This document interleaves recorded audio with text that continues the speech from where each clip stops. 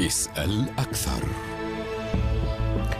مشاهدينا الكرام، طابت أوقاتكم. في مسألة خلافية جديدة على خط المواجهة بين الديمقراطيين والجمهوريين في الولايات المتحدة، أعلن الرئيس الأمريكي دونالد ترامب في اجتماع مع مسؤولي وكالات إنفاذ القانون الاتحادية والمحلية رفض مساعي خفض تمويل الشرطة وتفكيكها. موقف ترامب جاء تعقيبا على تقديم مشرعين ديمقراطيين في الكونغرس الأمريكي مشروع قانون يهدف لمكافحة العنف والظلم العنصري الذي ترتكبه الشرطة. مشروع القانون يضم إجراءات كالسماح لضحايا سوء تعامل الشرطة بمقاضاتها والحصول على تعويضات، وإلزام أفرادها باستخدام كاميرات مراقبة لسلوكهم وحظر بعض الإجراءات خلال عملية الاعتقال. فما هي أبعاد الجدل حول مشروع القانون الديمقراطي؟ وما هي الإجراءات البديلة التي قد يطرحها ترامب؟ وما تبعات مقتل فلويد على السباق الانتخابي مع إعلان الرئيس الأمريكي توجه لاستئناف نشاط حملتها؟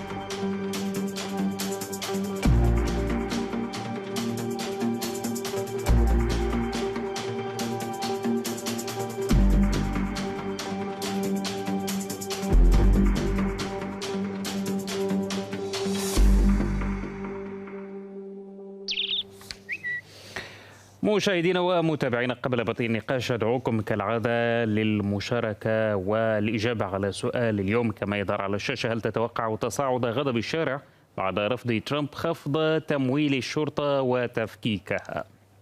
ده الحوار اليوم. رحب بضيفي الكريمين من أورلاندو العضو السابق في الحزب الديمقراطي السيد مهدي عفيفي، ورحب أيضا بضيفي من واشنطن الخبير الاستراتيجي في الحزب الجمهوري كريس برودم. مرحب بكم ضيفي الكريمين، وأبدأ معك سيد كريس بالسؤال عن موقف ترامب. لماذا سارع إلى رفض مشروع القانون الديمقراطي رغم أنه حتى الآن لم يقدم أي إجراء واضح للرد على مقتل فلويد؟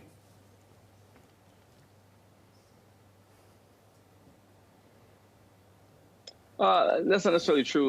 President Trump tweeted about George Floyd in the very beginning. He tweeted that. تحدث الرئيس ترامب عن فلويد منذ البداية وقال أنها مأساة وأنه متأسف جدا وأن التعامل كان خطأ وأنه سيلجأ إلى مكتب التحقيقات الفيدرالي، وقال أن العدالة ستأخذ مجراها. أعرف أنه يريد أن يفعل شيئا شاملا فيما يتعلق بالإصلاحات. تعرفون أن حاليا تجري مراسم دفن فلويد، واجتمع فيها أعداد كبيرة من الناس،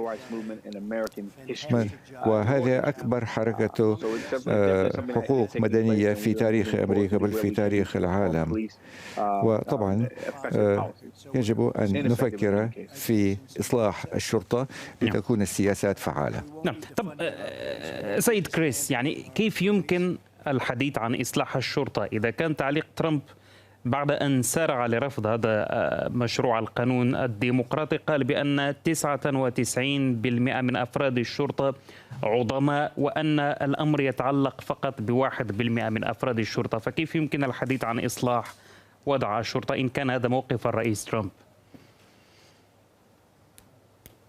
We certainly can talk about it. I mean, أقصد أن الرئيس ترامب ما يريد أن يفعله لا يريد أن يزيل الشرطة ويقضي عليها، فهذا لا معنى له.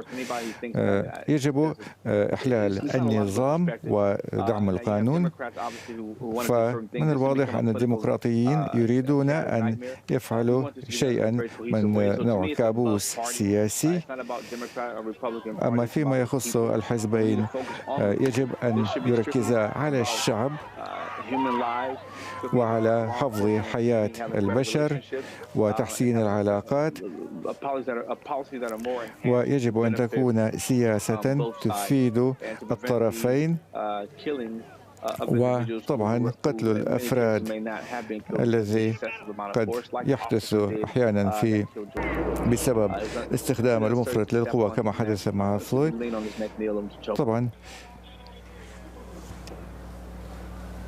طب أنتقل للسيد مهدي عفيفي، أرحب بك مجددا وأسأل نتحدث عن هذا القانون. ما مدى دقة توصيفه من قبل البعض بأنه مجرد إجراءات شكلية مدفوعة بأجندة سياسية؟ هل ينطبق هذا الوصف على مشروع القانون الديمقراطي؟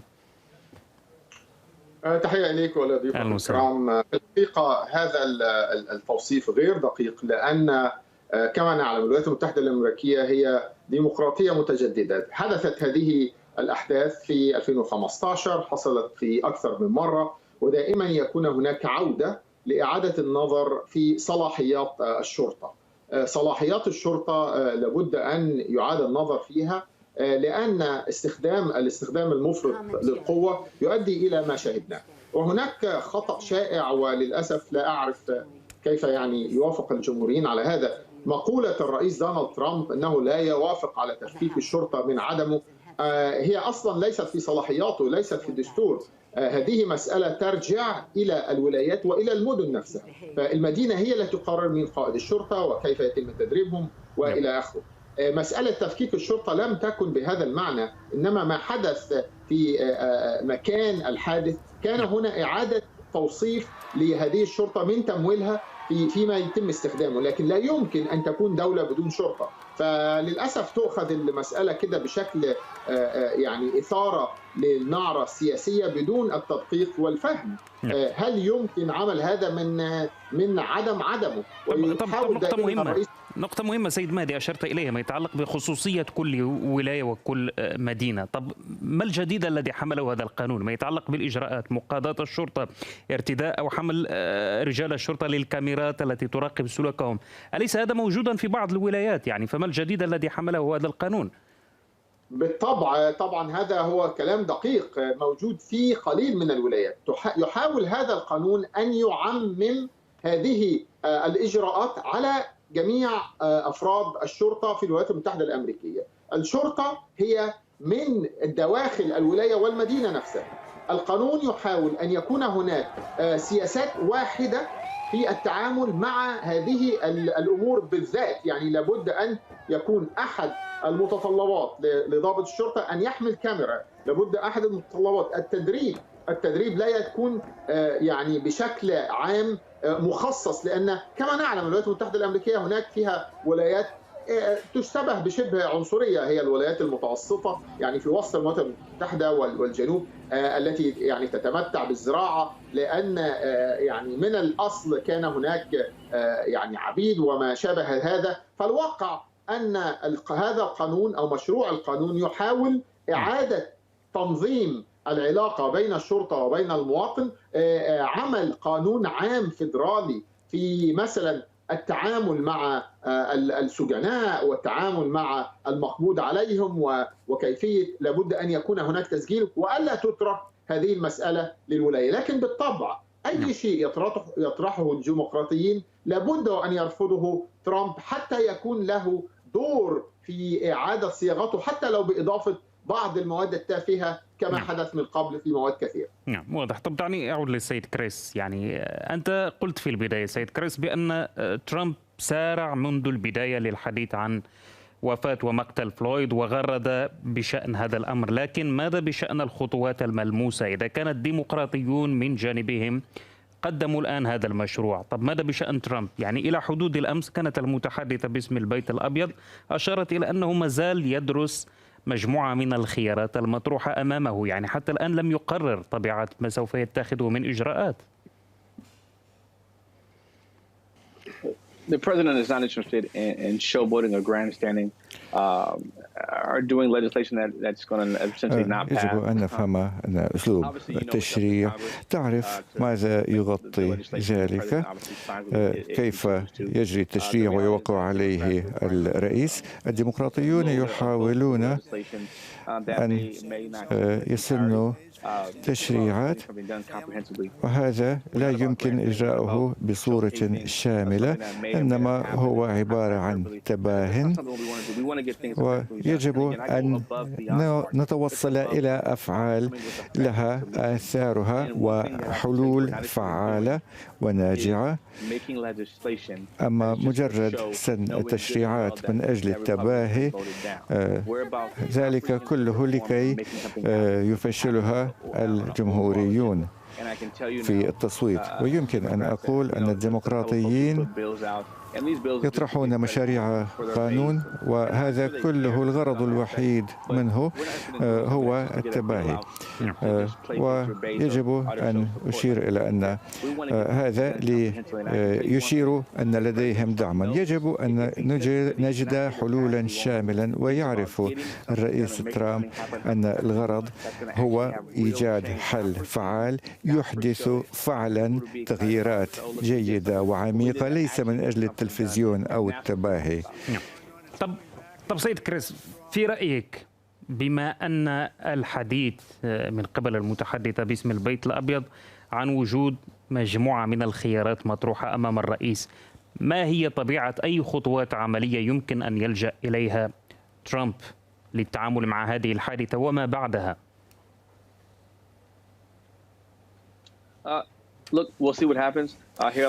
نرى ما سيحدث.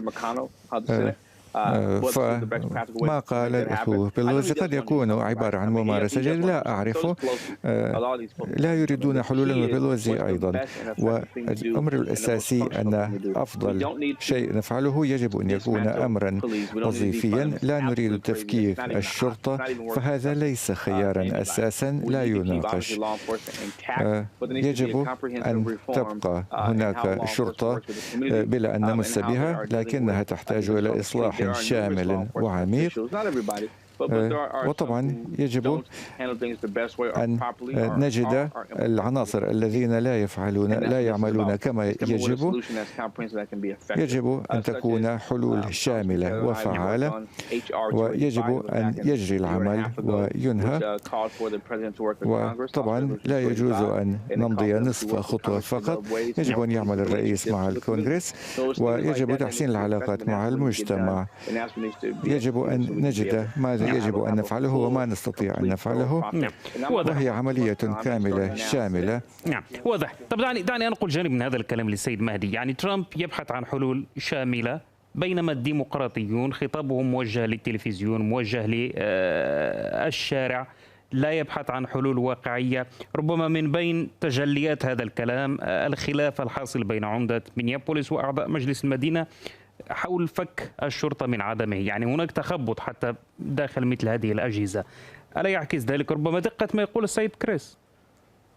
في الحقيقة ما يقول السيد كريس لا يعني أي شيء، هي كلها شعارات حل شامل كامل، وليس هناك أي حل شامل. هذا الرئيس وهذا الحزب ومن يتبعه يكررون كلام يعني ليس له أي معنى. أين كان الحل الشامل في مواجهة الأزمات؟ أزمة كورونا لم يكن لديه حل شامل، أزمة ما حدث لم يكن لديه حل شامل. هذه الشعارات يطلقها الجمهوريين ويكررها الجميع لتغطية يعني ما نسميه نحن في الولايات المتحدة الأمريكية smoking mirror، يعني مرايات مغطاة بالبخار، ولكن لا يعطونا حلول. جاء ترامب إلى سدة الحكم وحل حل العلاج الصحي، الرعاية الصحية، ولم يأتي بديل إلى الآن. هذه المهترات التي يلجأ إليها الجمهوريين هي محاولة لتغيير الإنجازات التي تمت سواء من إدارات ديمقراطية أو غيرها من قبل، والتشبيه والتغرير بالمواطن. ما يتكلم به ضيفك الكريم كلام غير واقعي. لا يملك ترامب السلطة، وقد ذكرت أنت نفسك أن هناك خلاف بين عمدة المدينة ومجلس المدينة في كيفية هذا الحل. فأين ترامب من هذا؟ يعني ما يقوم به الجمهوريين هو استغباء من يستمعون إليه بدون النظر إلى ما هي صلاحيات هذا الرئيس. نحن في بلد يعني للأسف يعني لا أعرف، هؤلاء الجمهوريين لا يعرفون منظومة الحكم. نحن في حكم فيدرالي، ليس لترامب صفة في هذه المسألة، لا يستطيع أن يدلي حتى بدلو. وكما نرى الخلاف كان في مدينة واحدة وهي يعني التي تأثرت، ويحاول من بهؤلاء المدينة حل هذه الأزمة بشكل غير مقبول. ولذلك هي دي الديمقراطية، أن يكون هناك خلاف ومناقشة على هذا المستوى. ترامب ليس له داعي، حتى حاكم الولاية لا يستطيع التدخل. لكن كما تعودنا من الجمهوريين هذا التغيير وهذا التعميم والحلول الشاملة الكاملة التي ليست أصلا لها. أين هذه الحلول؟ يعني الكلام العام لا يعطي نتيجة. نرى دائما هذا لتضليل المواطن ولأخذ الميكروفون ممن يقوم بالعمل بشكل طبيعي، حتى يضع الجمهوريين بعض اللمسات، وفي النهاية يخرج الرئيس الأمريكي وكأنه قد فعل شيئا، لكن في الواقع هو لا يقوم إلا بلقاءات، لا يقوم إلا بكلام عام.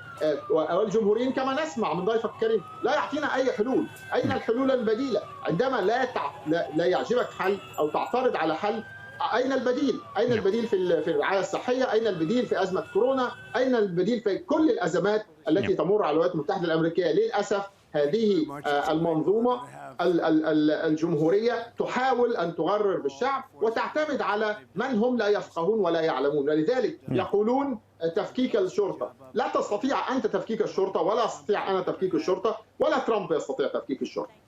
طب سيد كريس، يعني هذا تصريح من المتحدث باسم السلامة العامة في مدينة مينيابوليس، والذي اعترف بأن ضباط الشرطة في الولاية قاموا بقطع إطارات السيارات التي كانت مركونة عندما كان المتظاهرون يتحركون. طب مثل هذه الحادثة، أين هذا المعطى من حديث ترامب عن كون 99% من رجال الشرطة عظماء ولا يمكن الحديث عن كونهم فاسدين أو يمارسون قمعا أو ظلما أو عنصرية؟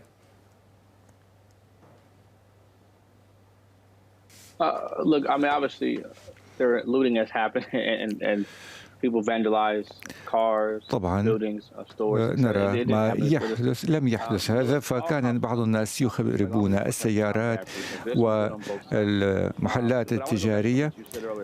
ولكن لأعود إلى شيء تحدثتم عنه عن الرئيس، ما يخص البلديات.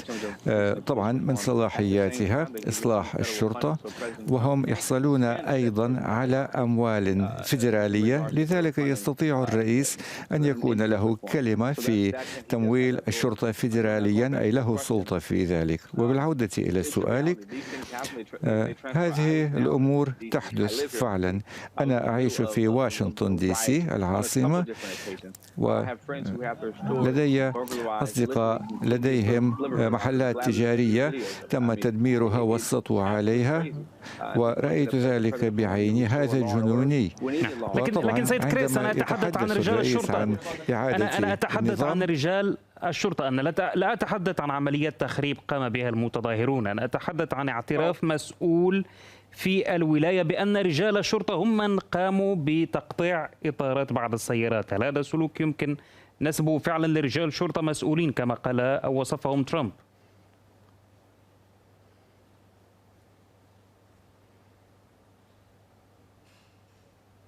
I'm sorry, I don't understand the question. You said the policemen did what to cars? أتقول أن الشرطة كانوا يقطعون إطار السيارات؟ قاموا بقطع لم أسمع عن ذلك سابقا، ولذلك فلا لا رأي في ذلك، لأنني لم أسمع بهذا ولا أعرف شيئا عن هذا. ما أعرفه أننا نعيش فعلا في فترة عصيبة، وأرى أن الرئيس ترامب محق في الدفاع عن عناصر حماية النظام. لكن سيد كريس، يعني إذا كان ترامب يرفض حتى تشخيص المشكل، يعني ترامب يقول بأن 99% من رجال الشرطة عظماء، they are great كما وصفهم، يعني هذا كان كلامه، فيعني يرفض حتى تشخيص المشكل، فكيف يمكن أن يقوم باتخاذ قرارات وإجراءات ملموسة لحل هذا المشكل؟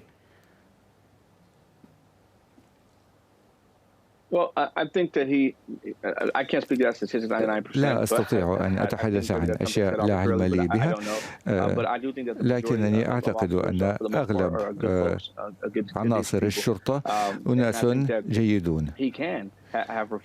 يمكن طبعا إجراء الإصلاح، ويمكن إجراء حوار شامل بهذا الموضوع، ولذلك ناس مثلي أنا من البيت الأبيض يجب إجراء مقابلات مع الناس والتحدث معهم ومع المجتمعات وقادة المجتمعات.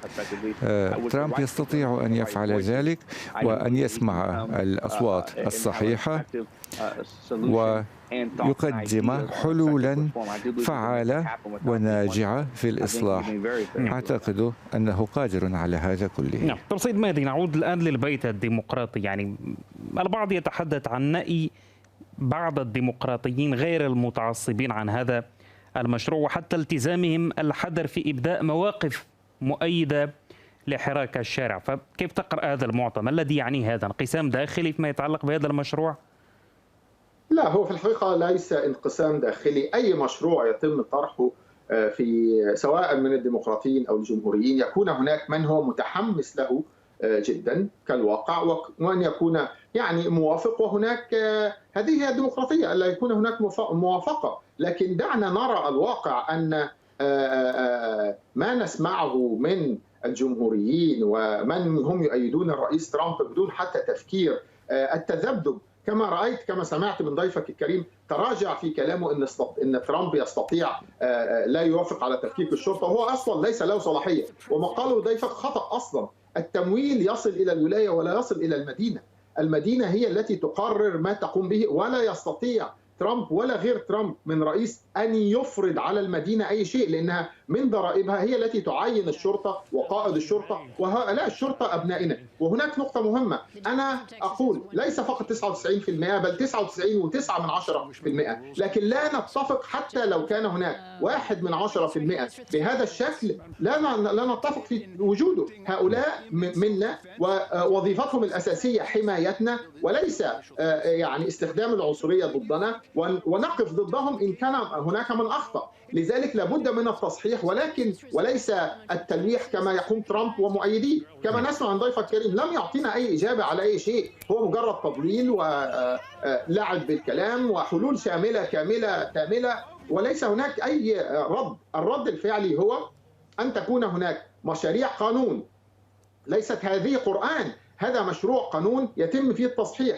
يعاد النظر إليه، يتم تطبيقه بشكل آخر. لكن كان أن يجلس ترامب وأن يتدخل في أدق التفاصيل فيما يحدث في المدينة، هذا لم يحدث في تاريخ الولايات المتحدة الأمريكية، وإلا لم تكن منظومة فيدرالية. أعتقد أن بعض الديمقراطيين لا يفهم أصلا الدستور الأمريكي ولا المنظومة السياسية الأمريكية. هذه صلاحيات المدن التي ما يصلح في مدينة ما قد لا يصلح في مدينة أخرى، لكن العنصرية لا تصلح في أي مكان في الولايات المتحدة الأمريكية، ولذلك كان لابد من التشريع والتطبيق. وهذا التشريع لا يعني نهاية العنصرية. هناك أفراد بطبيعتهم في أي مجتمع عنصريين، لابد أن يكون العقاب قوي حتى لا تتكرر هذه المأساة. وقد رأينا إن كانت هذه البلد عنصرية لم يكن لدينا عضوة كونغرس من أصول فلسطينية وعضوة كونغرس من المهاجرين الذين لم يكونوا في الولايات المتحدة الأمريكية من الصومال في أقل من 10 سنوات. أنا أعتقد أن التشريع هو الحل الوحيد، لكن كالعادة يأتي الجمهوريين ويرفضوا أي شيء ديمقراطي، وأي شيء الرئيس الأمريكي يرفضه لمجرد تعطيل العملية الديمقراطية. نعم. طب سيد كريس، يعني وتابعنا تصريحات جديدة لترامب اليوم يتحدث فيها عن التوجه لاستئناف نشاط حملته الانتخابية في غضون أسابيع قليلة. أمام هذا الكلام وهذا التوجه، هل تمثل هذه الأزمة امتحانا عسيرا لترامب في الطريق نحو ولاية ثانية؟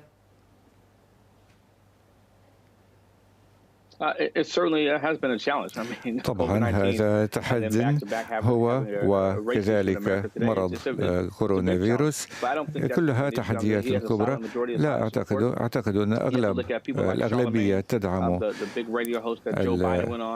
الرئيس ترامب، وجو بايدن في الواقع الآن عاد شلمين ويتحدثان الآن عن النجوم السود في الولايات المتحدة،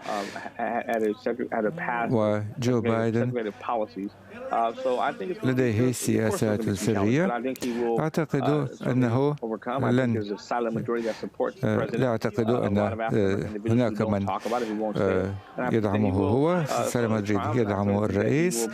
أعتقد أنه سيشارك في انتخابات 2020. طب سيد مهدي، يعني بالنسبة للحزب الديمقراطي هل يمكن أن نتحدث عن حزب الفرص الضائعة؟ يعني كان بإمكانه أن يحسم النزال ربما بالنظر إلى هذه النقاط، ما يتعلق بكورونا، ما يتعلق الآن بمقتل جورج فلويد. أليست هذه كلها نقاط يمكن أن يستخدمها الديمقراطيون لتسديد ضربات قاضية لترامب؟ بالطبع هو ترامب في الحقيقة لا يحتاج، هو يسقط بلسانه بنفسه عندما يقترح أن يكون المنظفات هي العلاج، عندما يتعاطى ويتأخر في معالجة هذا الأمر. ومن المعروف أن المؤسسات الأمنية والاستخباراتية وضعت على مكتبه هذا التقرير منذ شهر ديسمبر، وكان هناك تقرير مكتوب في منتصف يناير، وحتى يحافظ كان المكاسب الاقتصادية وسوق المال لا يتدخل في هذه المسألة حتى شهر مارس. أعتقد أن الديمقراطيين كان لديهم فرصة ولا زال لديهم فرصة في استخدام هذه النقاط ضد ترامب. ولو رأينا أي استطلاع للرأي نرى أن هناك تأخر شديد في ما يقوم ترامب، ولذلك هو يحاول استعجال الحملة الانتخابية والخروج حتى ضد آراء الأطباء في أن يكون هناك عملية مراعاة للتباعد الاجتماعي، لكن هو يحاول بكل الطرق تفشيل أي شيء يقدمه الديمقراطيين، ومحاولة العبث بالكلام في مسائل لا يستطيع أصلا أن يتدخل بها، وأيضا محاولة العودة إلى القاعدة العريضة الشعبية التي تدعمه من المغيبين. وأقولها دائما، ونحن سمعنا كثيرا هناك من هذا الحزب بعض من المغيبين الذين يؤمنون بترامب كإله وهو المخلص، فلذلك هذه النسبة لن تتغير مهما حدث. العمل الآن يحاول ترامب تغيير آراء القاعدة الكبيرة من الوسط الذين هم ليسوا مع الحزب الديمقراطي أو الحزب الجمهوري، ولكن مع السياسات العامة من المثقفين، وهؤلاء هم الذين سيقررون من سيكون في البيت الأبيض. أعتقد أن أسهم ترامب انخفضت بشكل كبير، وهو يحاول إثارة هذه النعرة بأي شكل من الأشكال. نعم، جزيل الشكر لكما ضيفي. لم يتبقى إلا نذكر مشاهدينا ومتابعينا بنتائج تصويتهم معنا حتى الآن. النتائج كالتالي: هل تتوقع تصاعد غضب الشارع بعد رفض ترامب خفض تمويل الشرطة وتفكيكها؟ نحو 60% منكم أجابوا بنعم، نحو 40 أجابوا بلا. تصويت مستمر على الصفحتين تويتر وأيضا الموقع على الإنترنت. جزيل الشكر إذن لضيفي الكريمين. في الختام من أورلاندو العضو السابق في الحزب الديمقراطي مهدي عفيفي، ومن واشنطن أشكر الخبير الاستراتيجي في الحزب الجمهوري كريس برودوم. شكرا جزيلا لكما بهذا. مشاهدينا الكرام، نصل إلى ختام هذه الحلقة، إلى موعد آخر. طيب المنى، في أمان الله.